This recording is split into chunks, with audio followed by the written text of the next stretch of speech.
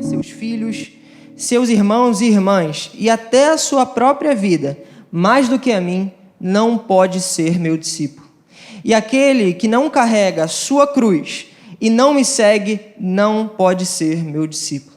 Qual de vocês, se quiser construir uma torre, primeiro, não se assenta e calcula o preço, para ver se tem dinheiro suficiente para completá-la? Pois, se lançar o alicerce e não for capaz de terminá-la, todos os que virem rirão dele, dizendo: este homem começou a construir e não foi capaz de terminar. Ou qual é o rei que, pretendendo sair à guerra contra outro rei, primeiro não se assenta e pensa: com 10.000 homens é capaz de se enfrentar aquele que vem contra ele com 20.000? Se não for capaz, enviará uma delegação, enquanto o outro ainda está longe, e pedirá um acordo de paz. Da mesma forma, qualquer de vocês que não renunciar a tudo o que possui, não pode ser meu discípulo. E no verso 34 diz: o sal é bom, mas se ele perder o sabor, como restaurá-lo? Não serve nem para o solo, nem para adubo, é jogado fora. Aquele que tem ouvidos para ouvir, ouça. Amém? O que é o discipulado? Porque Jesus ele fala a respeito do preço ou do custo que os discípulos precisam pagar para segui-lo, para serem verdadeiros discípulos. E, na verdade, nós precisamos, antes de entender o preço do discipulado, ou o custo dele, entender o que é discipulado. Eu peguei aqui uma referência de um pastor chamado John Albert Brodus. Ele é um pastor e escritor dos Estados Unidos do século XIX.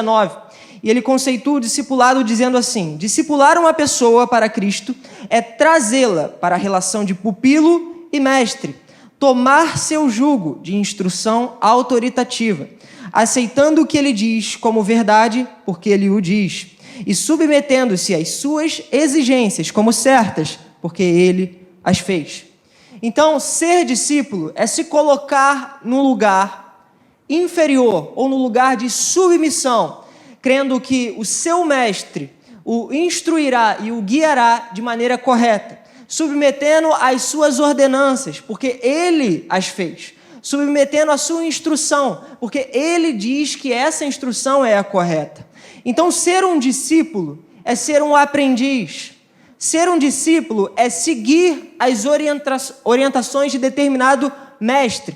É ser literalmente um pupilo, onde você se submete e cumpre as orientações desse Senhor. É caminhar segundo essas instruções, seguindo esses direcionamentos, se submetendo a esse jugo de instrução autoritativa, como diz o autor. Então, à medida que nós nos submetemos a determinado Senhor, nós seguimos as suas orientações, nós somos discípulos, nós somos seguidores.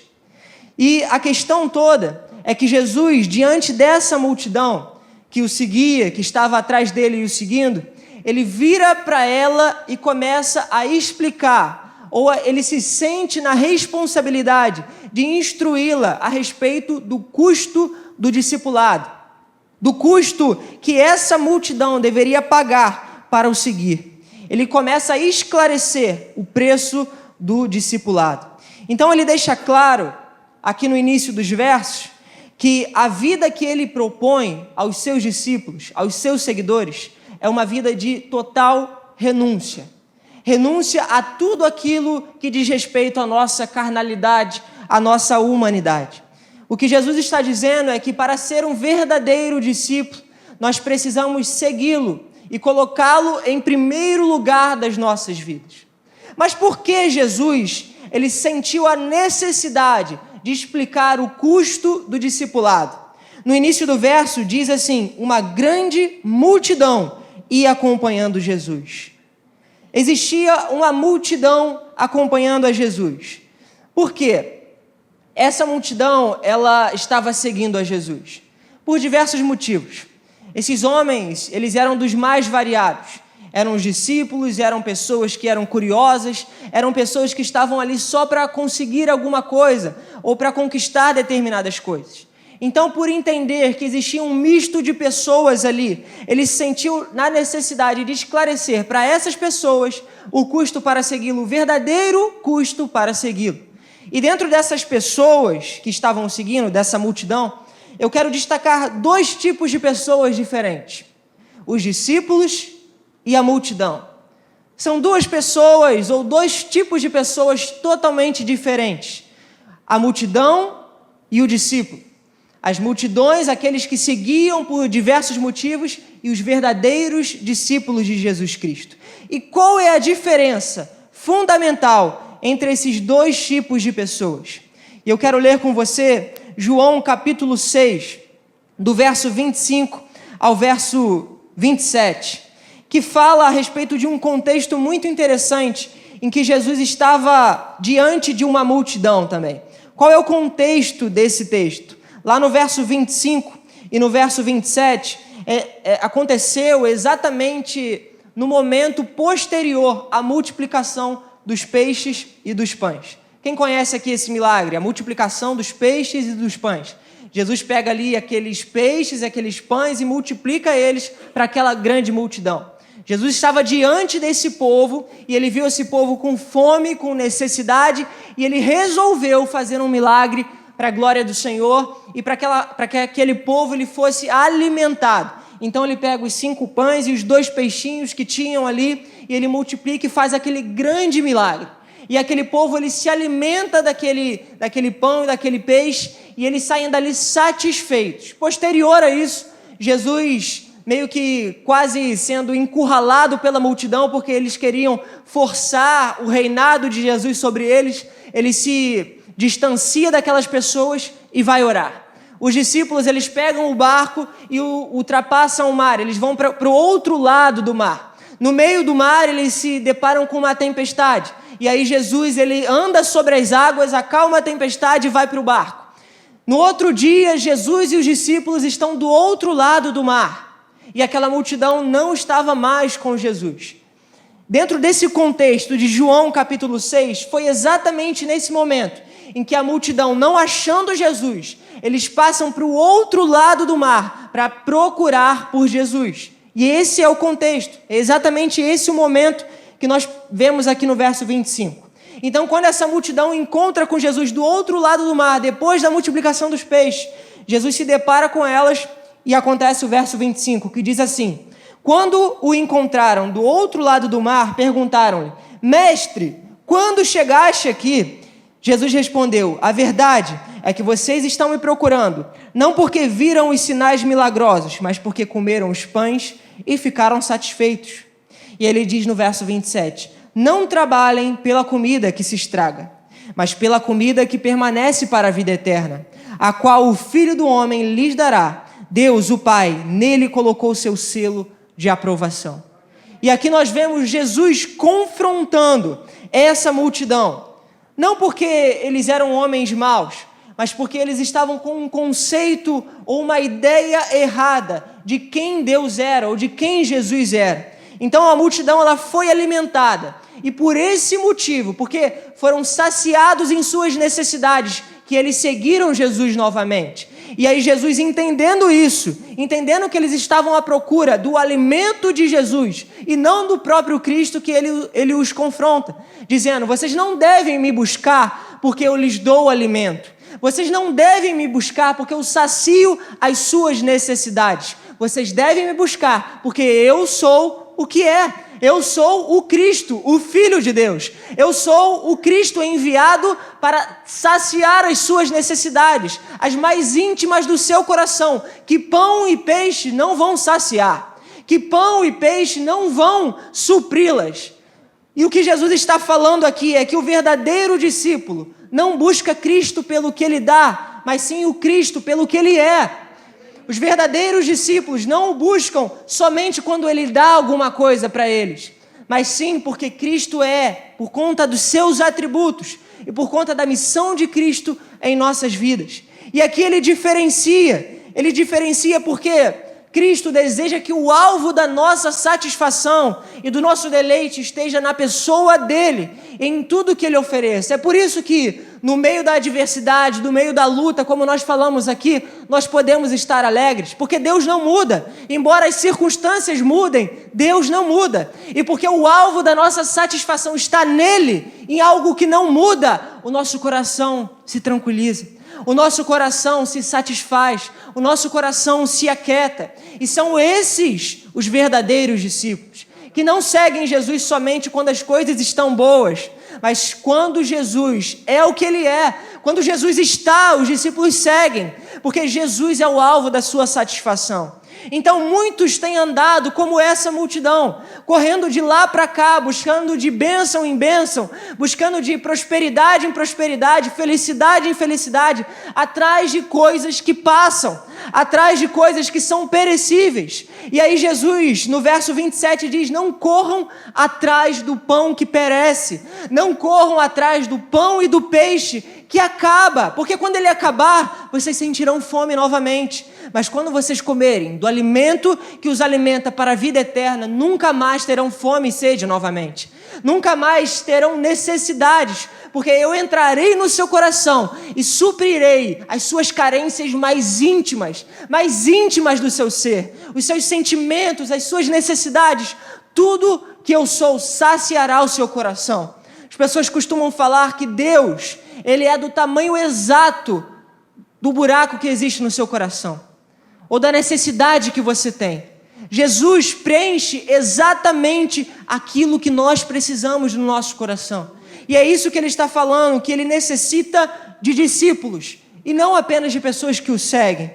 Então Jesus, Ele se importa verdadeiramente com o conceito ou a ideia que nós temos dele. E qual é o conceito que nós temos do nosso Senhor Jesus Cristo?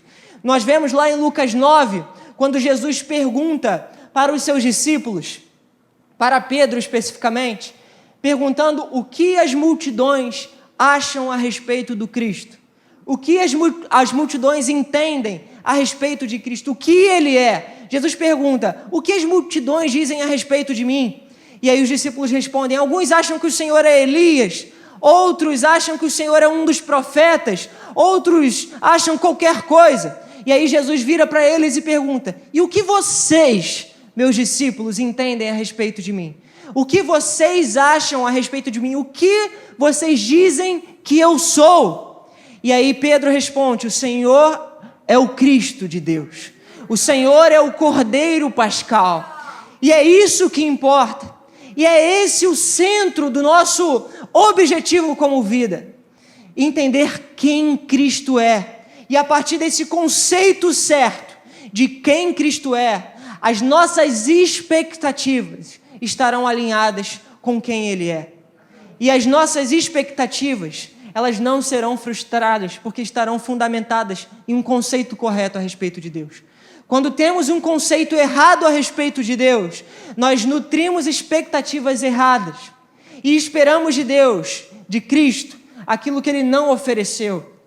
Jesus fala que nós teremos aflições nessa vida, teremos momentos de adversidades, e se passamos por momentos de tristezas, entendemos que Deus não deixou de ser Deus, porque não é por conta dessas circunstâncias que Ele deixou de ser Deus, porque Ele diz: no mundo tereis aflições, mas a grande perspectiva é que Ele venceu o mundo, Ele venceu todas essas coisas, e aí podemos submeter ao senhorio dEle, com uma garantia de que Ele venceu, Cristo venceu. Nós lemos o final do livro, Ele foi vitorioso, Ele tomou as chaves da morte, Ele venceu o mundo, e nós temos uma garantia, nós sabemos o que está escrito, nós sabemos o que foi prometido, e nós descansamos nele.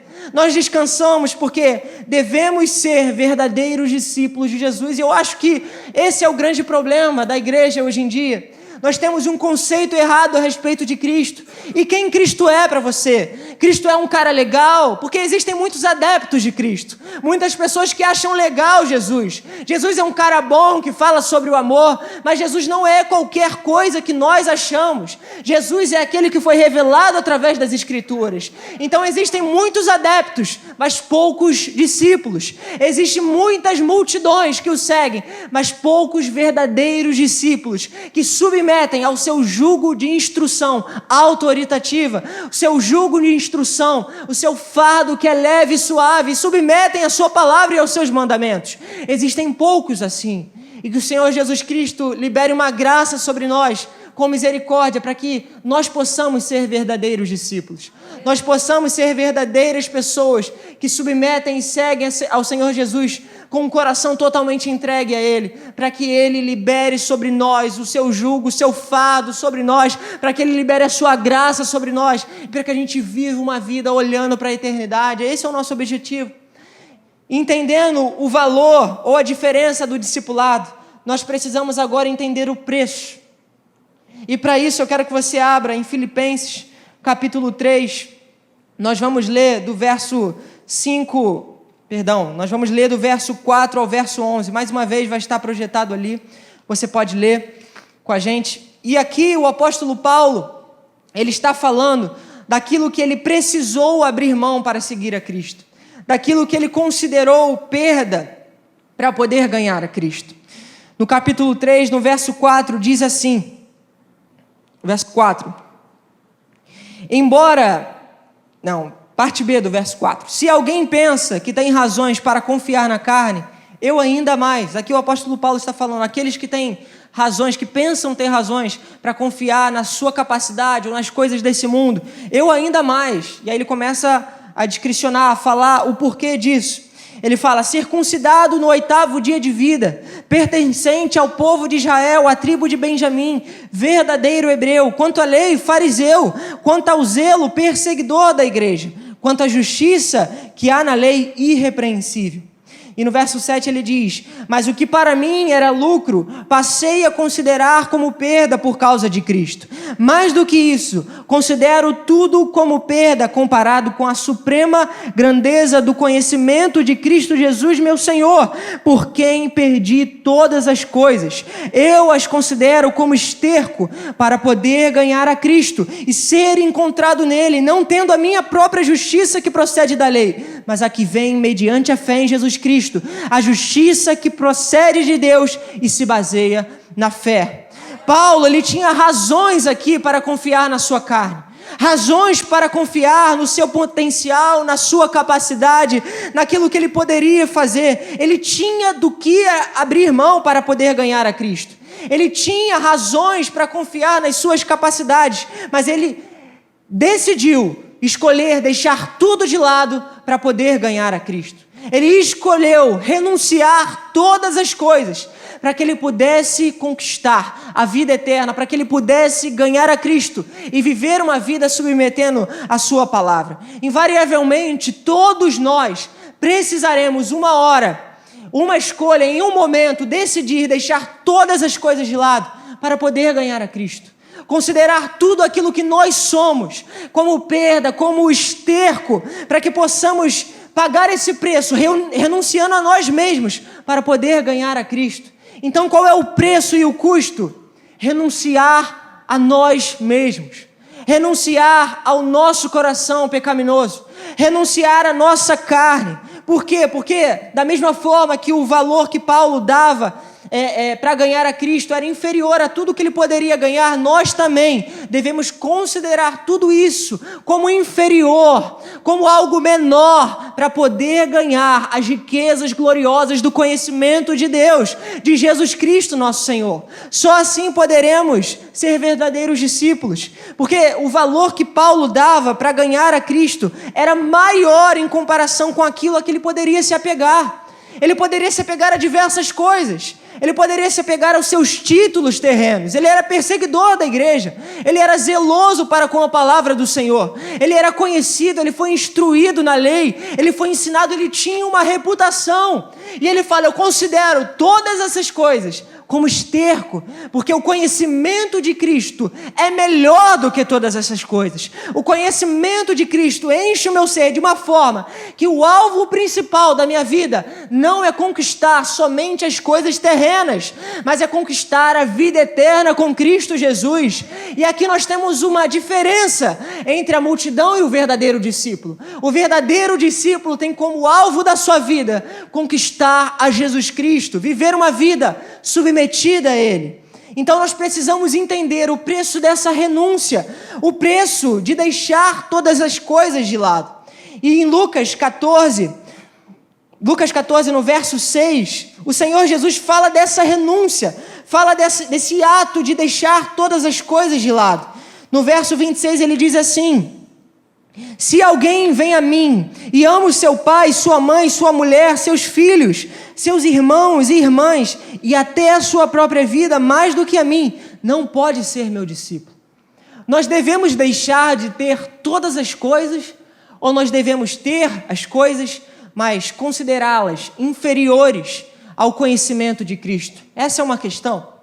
Porque pensa, a sua vida, ela envolve diversas questões. Você tem a sua família, você tem o seu emprego, você tem as suas conquistas, você tem a sua reputação, a sua vida, você tem uma vida aqui na terra.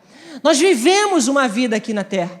E o que Jesus ele solicita dos seus discípulos? Ele solicita que você deixe tudo isso de lado, simplesmente por deixar e viva uma vida aquém da sociedade, entregue totalmente a Ele, vivendo uma vida totalmente à parte daquilo que nós vivemos aqui na terra? Ou Ele simplesmente está pedindo que você considere todas essas coisas inferiores perto do supremo e poderoso Senhor que é o nosso Jesus Cristo? Nós precisamos refletir a respeito disso, porque nós deixamos tudo de lado ou amamos mais a Jesus? Nós deixamos todas as coisas para lá ou decidimos considerar Jesus acima de todas essas coisas? E a resposta é muito simples, porque Jesus ele deseja tudo de nós. Ele deseja todo o nosso coração. Nada mais, nada menos do que todo o seu ser. Tudo aquilo que te envolve, todos os seus sentimentos, todas as suas decisões. Então, quando ele fala aqui que se alguém vem a ele e considera todas as coisas dessa terra maiores do que ele, essas pessoas não podem ser seus discípulos. Ele está dizendo que o alvo da nossa vida, o alvo principal do verdadeiro discípulo de Jesus, deve ser o próprio Cristo. Deve ser o próprio Jesus encarnado, que morreu nessa terra para que ele fosse ressuscitado dos mortos, ascendesse ao céu para nos levar junto do Pai. Nós precisamos decidir de uma vez por todas ser verdadeiros discípulos. E os verdadeiros discípulos, eles não deixam que o orgulho e a idolatria tome o seu coração. E o que é idolatria? Idolatria é colocar qualquer coisa, qualquer pessoa, qualquer coisa nessa terra, no lugar que Deus deveria estar no seu coração. Idolatria, ela acontece quando você coloca alguma pessoa, alguma coisa, no lugar de Deus no seu coração, no lugar onde Deus deveria ser adorado. Quando consideramos qualquer coisa nessa vida maior do que Cristo em nós, aí nós estamos cometendo a idolatria, aí nós estamos falhando. Aí nós estamos sendo uma multidão, porque aqueles discípulos, eles estavam seguindo a Jesus, como o próprio Cristo falou, por causa do pão e do peixe, por causa daquilo que perece. E eles estavam colocando Jesus apenas como um meio para que eles pudessem conquistar aquilo que eles queriam. E Jesus, ele tem sido um meio para a gente conquistar aquilo que nós queremos? Ou ele tem sido a nossa finalidade? Ou ele tem sido o nosso alvo final? Ou ele tem sido o ponto final da nossa vida? Porque se ele é apenas um meio, se você vem à igreja, nós viemos à igreja somente para buscá-lo como um meio para conquistar as nossas coisas, nós estamos sendo apenas uma multidão. Nós estamos apenas o seguindo para conquistar aquilo que nós queremos, os nossos anseios do nosso coração. Por isso, o problema central não é ter uma vida nessa terra. Você pode sim estudar, você deve estudar, você pode sim ter uma família, você deve ter uma família, você pode sim ter dinheiro, prosperar, crescer criar, fazer negócios, fazer amizades, criar coisas nessa terra. Mas quando tudo isso toma o seu coração no lugar de Deus, aí nós estamos falhando. Quando tudo isso se torna maior, aí nós estamos falhando. Quando o dinheiro se torna o nosso Senhor, aí nós estamos falhando. Aí nós não estamos sendo verdadeiros discípulos de Jesus Cristo. É isso que Ele nos ensina, é isso que Ele está falando por meio da palavra dEle. Se vocês querem me seguir, o custo é tudo na sua vida. A renúncia é para tudo na sua vida, todas as suas escolhas, tudo que você tem deve se submeter a mim. Então nós precisamos decidir, de uma vez por todas, que quando Cristo solicitar qualquer coisa em nossas vidas, nós devemos entregar para Ele. Nós devemos submeter ao seu senhorio. Isso é difícil, isso não é fácil. Isso requer uma maturidade, isso requer um aperfeiçoamento. Isso não vai acontecer de uma hora para outra na sua vida. Isso requer um treinamento em coisas práticas e às vezes pequenas em suas vidas. Decidindo às vezes deixar de dormir para orar ao Senhor. Decidindo às vezes abdicar de coisas pequenas em sua vida para dedicar um tempo ao Senhor. Decidindo dedicar o seu dinheiro, as suas escolhas, o seu tempo, a sua família ao Senhor. Para que a partir desses pequenos processos, a partir dessas pequenas provas, você possa ser aperfeiçoado na sua fé. E esse aperfeiçoamento gerará em você um amadurecimento, para que possamos chegar nesse nível de entrega, nesse nível de discipulado, nesse nível de entrega ao Senhor Jesus Cristo. Então, o primeiro lugar das nossas vidas, do nosso coração, deve ser de Jesus Cristo. E eu entendo isso como uma missão, como algo que nós devemos buscar mesmo nessa terra, como cristãos, como pessoas que entregam a sua vida a Jesus Cristo. Eu me lembro de uma história, um pastor uma vez contou isso, eu não me lembro quem é, mas ele estava contando a respeito de um jovem na sua igreja. Um jovem, ele era adolescente e os pais procuraram o pastor por causa desse jovem. Esse jovem ia na igreja aos domingos, ele estava frequentando as escolas e tal, os momentos de culto para jovens. E esses pais, eles começaram a ficar preocupados, porque esse jovem ele estava se envolvendo com algumas coisas que não deveria, com pessoas que não deveria. E esses pais, eles procuraram esse pastor e pediram para ele uma intervenção, uma ajuda. Falaram: pastor, eu preciso que o senhor cuide do meu filho. Ele está passando por momentos difíceis, ele está tomando decisões erradas, e eu preciso que o Senhor cuide da vida dele, para que ele possa andar no caminho correto. Eu preciso que o Senhor discipule a vida dele. E esse pastor, ele tomou uma decisão e foi discipular esse jovem. E ele procurou esse jovem e começou a conversar com ele, a trazer para o culto, a perguntar sobre ele, a discipular ele. E esse jovem ele foi evoluindo, foi crescendo, foi amadurecendo, até chegando um ponto onde esses pais procuraram o pastor e falaram: pastor, o que o Senhor fez? Meu filho está diferente, o meu filho está vindo à igreja, está lendo a palavra, ele está buscando ao Senhor. Qual é o remédio? O que o Senhor deu para ele? O que o Senhor fez na cabeça dele? Aí esse pastor falou que ele pregou a palavra, ele ensinou e ele explicou para os pais. Ele falou: eu instruí ele, mas a decisão foi dele. Ele está buscando ao Senhor. E os pais saíram dali felizes e alegres. Um tempo passou e esses pais voltaram a procurar esse pastor. Agora não mais felizes e preocupados.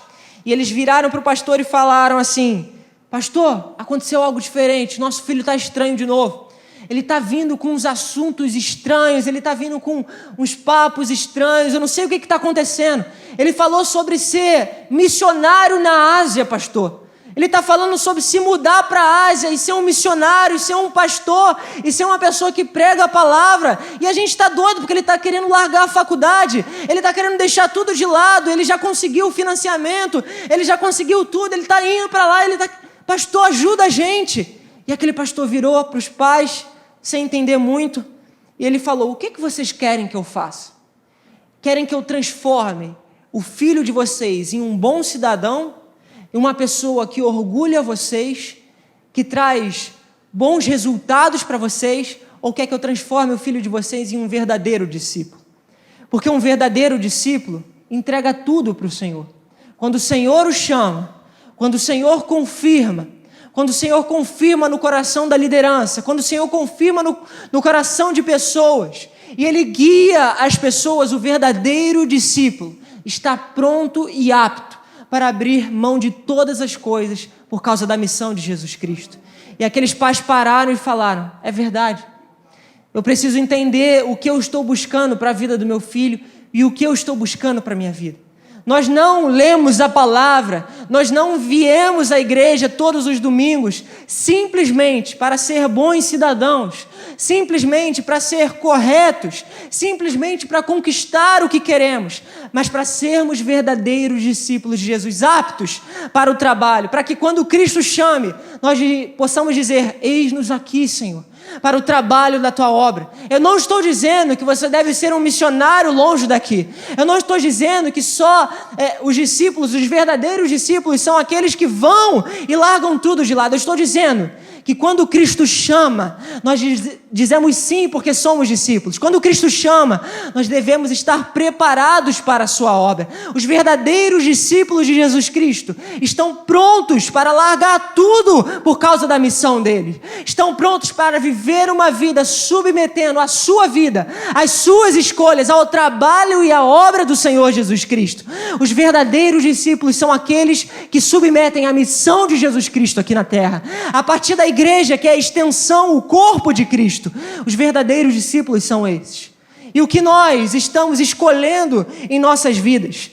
Nós estamos colocando Cristo como destaque, considerando tudo como perda por causa do conhecimento dele? Ou estamos considerando ele apenas um acessório, apenas algo aquém da nossa vida? Quando nós precisamos, nós solicitamos, ou quando nós necessitamos, nós buscamos.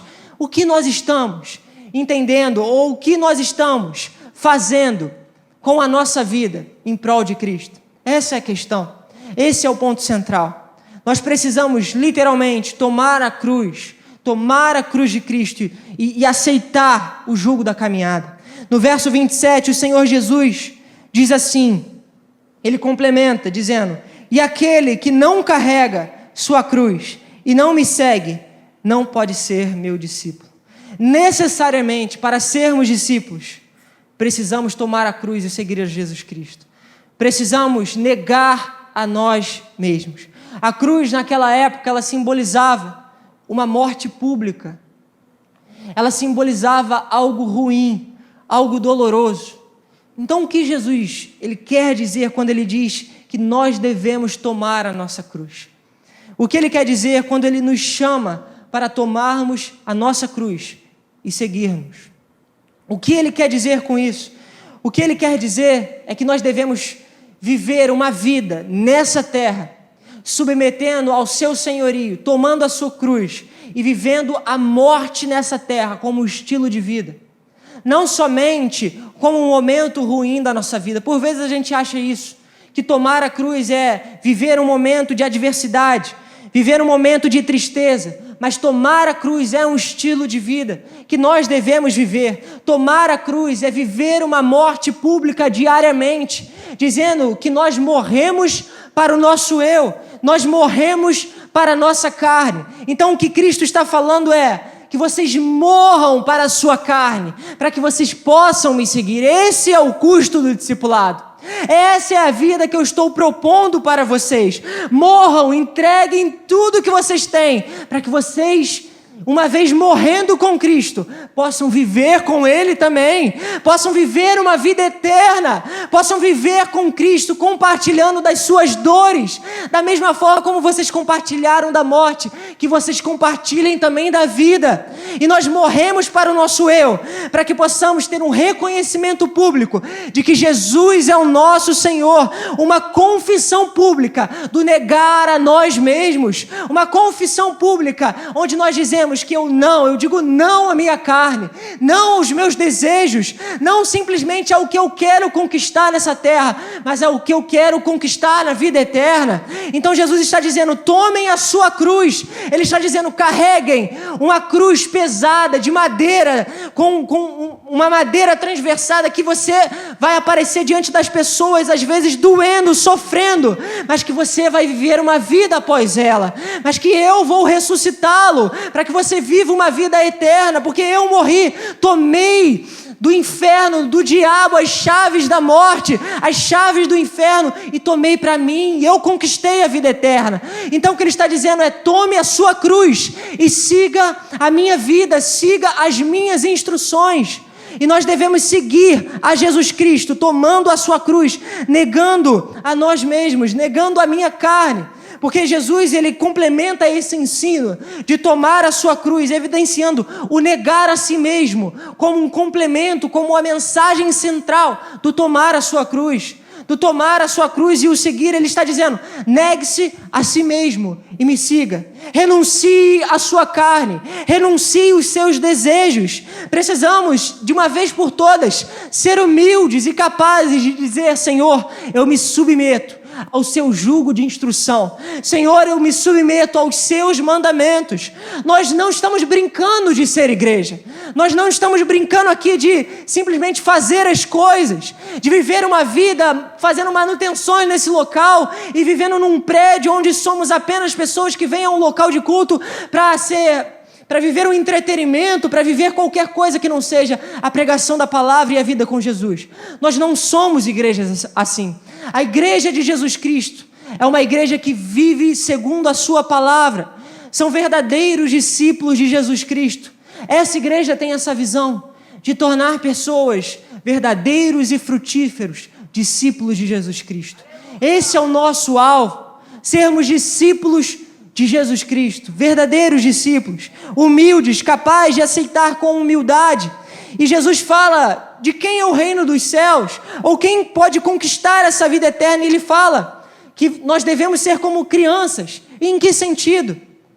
Acredito eu que seja no sentido de sermos capazes de nos submeter ou aprendermos de acordo com a sua palavra. As crianças têm essa característica, elas se submetem a uma autoridade, elas aprendem com uma autoridade, e nós devemos ser como elas, porque o reino de Deus, ele é como essa criança, que ele diz lá em Mateus, capítulo 18, verso 1, Jesus está dizendo: sejam como crianças. E o que isso significa? Pessoas humildes, capazes de se submeter como crianças, para aprender e sermos ensinados no ensino de Jesus Cristo, no discipulado de Jesus Cristo. Então, nós devemos ser esse tipo de pessoas. Como Jeremias capítulo 18 fala, vasos na mão de um oleiro, capazes de sermos moldados, ensinados, segundo a semelhança de Jesus Cristo, para que uma vez compartilhando da morte dele, possamos também compartilhar da sua vida. Então, ele nos chama a sermos gerados, segundo a sua semelhança. Por isso, nós não podemos, de maneira nenhuma, pularmos etapas, pularmos fases dessa etapa de amadurecimento e de discipulado. Nós não podemos, assim como as multidões, dizermos sim para os milagres, para aquilo que Jesus nos oferece, e dizermos não para o discipulado. Dizermos não para o ensino, para a orientação, para a instrução, muitas vezes autoritativa, mandamental de Jesus Cristo. O Senhor libera sobre nós a sua graça, para que possamos ser capazes, para que possamos ser fortalecidos, para obedecer aos seus mandamentos e segui-los, seguir a sua orientação. Então, muitas pessoas têm buscado suprir as suas carências em Jesus Cristo, simplesmente parando aí, simplesmente buscando no Evangelho um subterfúgio para saciar a sua sede, para saciar as suas passageiras necessidades nessa terra. Mas quando nós vivemos o discipulado, nós não vivemos ele somente para resolver os nossos problemas. Querido, se você está vivendo uma vida e você está em pecado, e você está falhando, e você está buscando na igreja a resolução dos seus problemas, Jesus, ele pode curar você, ele pode te transformar, ele pode resolver os seus problemas. A questão toda e o problema para Satanás e às vezes para a sua carne é que ele não vai parar por aí. Ele não vai encerrar o processo aí. É aí onde muitas pessoas param. Elas buscam somente o que elas querem e se distanciam aí. Mas Jesus não para somente no seu problema, Ele toma o seu coração, Ele toma o seu íntimo para si, para amá-lo, para desejá-lo, e Ele deseja tomar o seu coração por inteiro, não somente resolver os seus problemas, eles são passageiros, Ele resolve, Ele pode resolver, Ele pode curar os enfermos, Ele pode te dar a sua necessidade, aquilo que você está precisando, o seu emprego, o dinheiro que você precisa, mas Jesus não vai parar por aí. Ele derrama da sua graça para te tomar para si, para desejar o seu coração, para tomar o mais íntimo do seu ser para si, para que você viva uma vida totalmente voltado para Ele. É aí que as pessoas falham, porque Ele te quer por completo, Ele quer todo o seu ser, Ele te quer por inteiro, Ele quer todo o seu tempo, toda a sua atenção, todo o seu pensar, todo o seu agir, todo o seu dinheiro, toda a sua casa, toda a sua família, tudo. Ele quer simplesmente tudo de você. E é por isso que Ele diz, aquele que não renuncia todas essas coisas não pode ser meu discípulo. Ele é apenas uma multidão, aquele que me segue, mas não vive segundo as minhas instruções, não viva segundo somente as suas vontades, mas viva para a vontade do autor e consumador da nossa fé, de Jesus Cristo nosso Senhor. E é isso que Cristo está nos chamando para ser verdadeiros discípulos, verdadeiros, porque não somos falsos, não vivemos um evangelho falso, somente de aparências, de superficialidade, mas queremos dar frutos, e somente os verdadeiros discípulos que dão frutos. Nós devemos ser julgados pelos nossos frutos, por aquilo que nós fazemos. Nós devemos ser julgados e seremos por Ele, pelos frutos que daremos nessa terra. E nós precisamos escolher, de uma vez por todas, estarmos plantados no local certo, estarmos plantados naquele que vai regar a nossa vida, vai conduzir o nosso coração, vai conduzir a nossa mente para darmos frutos do tempo certo. Isso é desafiador demais. Nós precisamos escolher isso todos os dias. E o mundo, ele nos ensina, ele nos conduz a viver uma vida confiando nas nossas capacidades, naquilo que podemos fazer, naquilo que podemos conquistar. Mas tudo isso passa, e tudo isso é uma completa ilusão.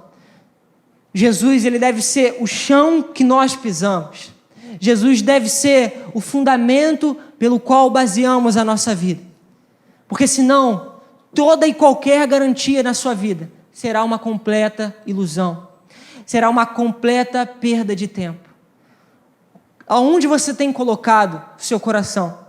Aonde nós temos colocado o nosso coração? Porque se nós não somos capazes de sermos instruídos pelo nosso Senhor Jesus Cristo, vivermos uma vida submetendo aquilo que achamos, a nossa inteligência, os nossos conceitos a Ele, nós não viveremos uma vida tendo a garantia da vida eterna. E essa é a única garantia que nós temos nessa terra, de que viveremos com eles, de que viveremos com o Senhor Jesus Cristo, adorando ao Senhor em todos os momentos. Que o Pai, o nosso Senhor Jesus Cristo, Ele possa nos ensinar que o discipulado, ele exige de nós tudo, todas as coisas, todo o seu ser, todas as suas capacidades, tudo aquilo que você tem, tudo aquilo que você entende como correto, porque Ele não vai parar simplesmente na resolução daquilo que nós entendemos que são os nossos problemas. Eu quero viver, não sei você, mas uma vida glorificando ao Senhor. Nós, nessa quarta-feira, pastor Lúcio pregou sobre o Salmo 146, e ele bateu muito na tecla dizendo que nós devemos viver uma vida para a glória do nosso Senhor, glorificando ao Pai, glorificando a Jesus Cristo.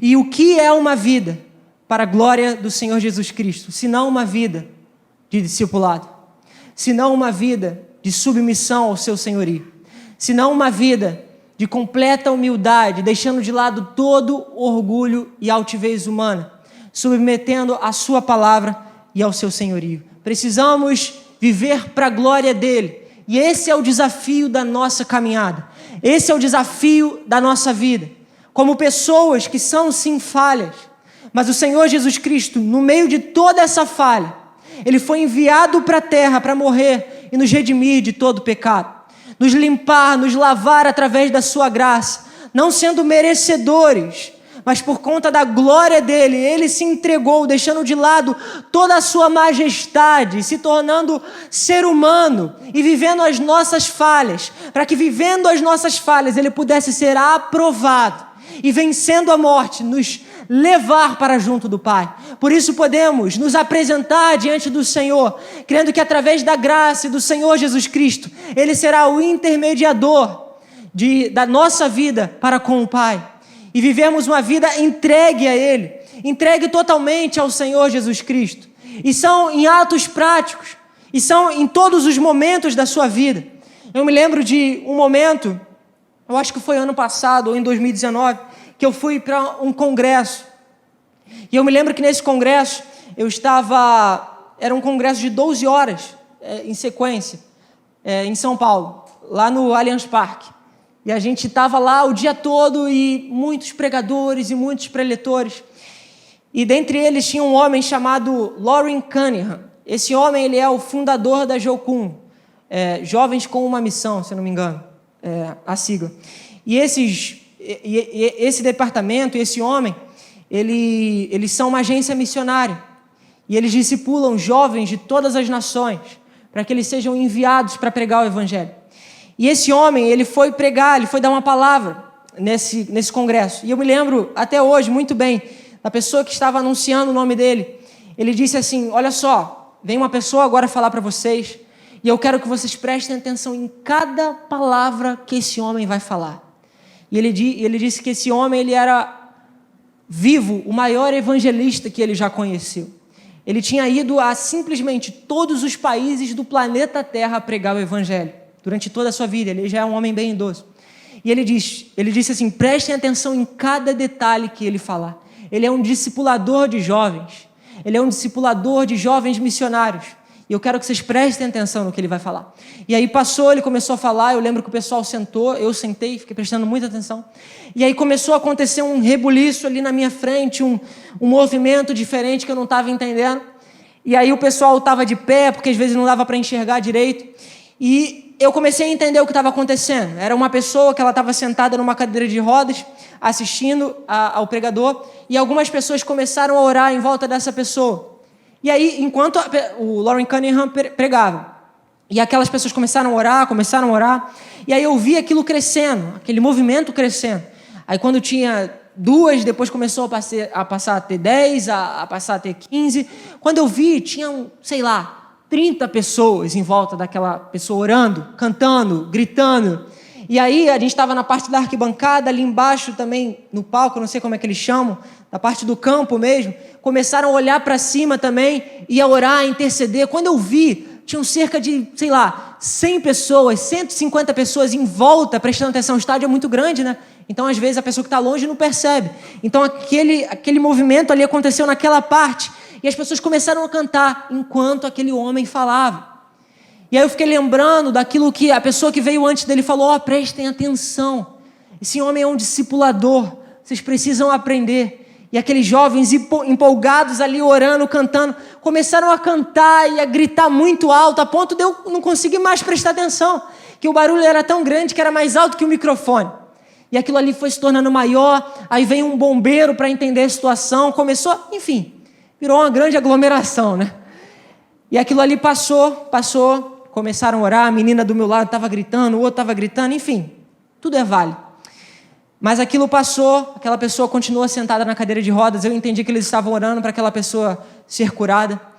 E começou a diminuir a quantidade de pessoas, o Loren Cunningham saiu, veio outro preletor, um momento de louvor, aquelas pessoas foram saindo, uma, a ponto de ficar somente 2 pessoas com aquela pessoa com cadeira de rodas sentada. E ali passou um tempo, e aquela pessoa, ela saiu com a pessoa de cadeira de rodas, levando ela, e a pessoa não foi curada. E aí eu vi aquela situação e eu falei: meu Deus, isso é com certeza um reflexo daquilo que às vezes está em nosso coração. Nós às vezes negligenciamos determinadas coisas em troca de determinadas carências em nossos corações.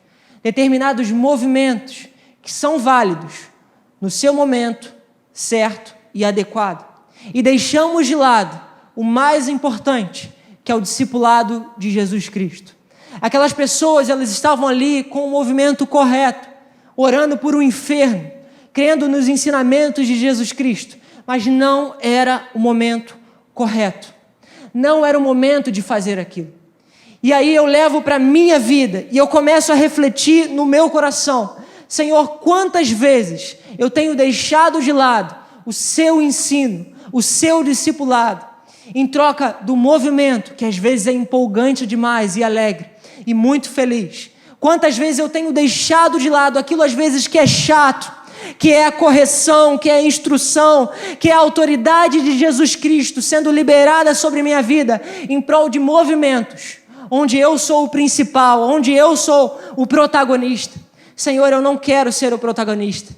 Eu quero que o Senhor seja o protagonista em minha vida.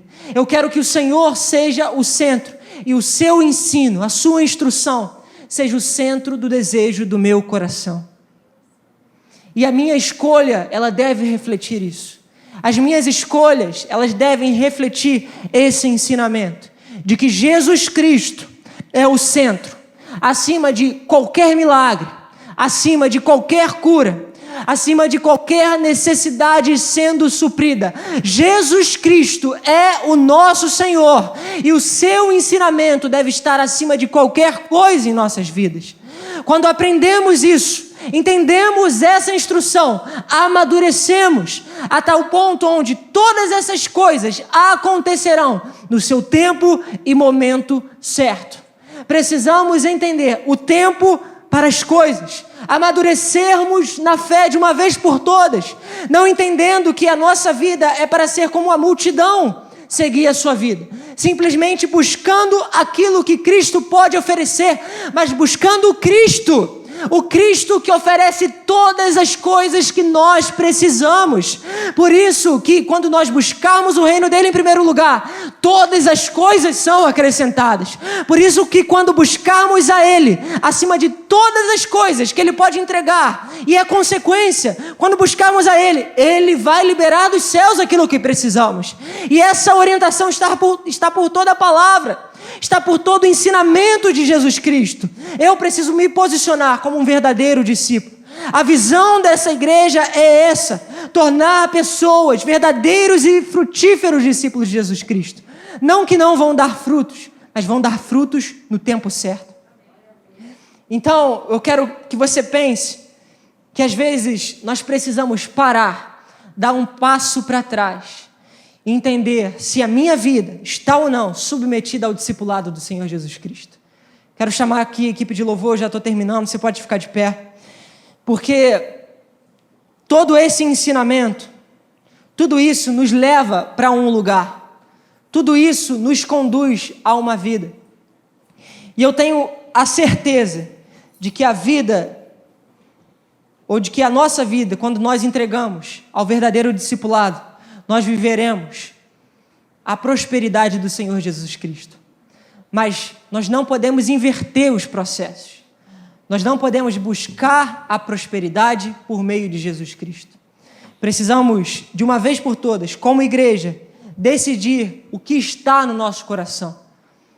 O que nós temos decidido como fundamento da nossa vida. Se é todas as minhas garantias, se é a minha saúde estável, se é uma boa poupança no banco, se é uma casa, se é tudo aquilo que eu posso conquistar, ou se é a rocha de Cristo, a pedra angular, a pedra que é o fundamento da minha construção, da minha vida, na qual eu vou construir a minha vida. Essas escolhas, elas fundamentam a nossa vida e elas nos guiam para caminhos diferentes.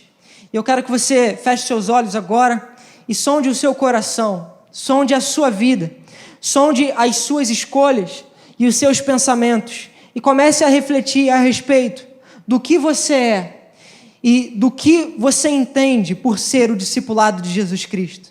Porque nós, como igreja, precisamos nos posicionar e assim como Jesus Cristo nos conduziu a fazer, pregar o Evangelho para fazer discípulos. Fazer pessoas que não vão seguir somente pessoas para conquistar aquilo que pessoas podem dar, mas seguir a Jesus Cristo e entender que Cristo vai dar tudo aquilo que nós precisamos. A nossa satisfação e o nosso coração deve se deleitar no Senhor e somente em Jesus Cristo. E somente no Pai, nosso Senhor Jesus Cristo. Amém? Nós estaremos cantando e você pode colocar o seu coração diante do Senhor e sondá-lo para que você viva uma vida diferente a partir de hoje.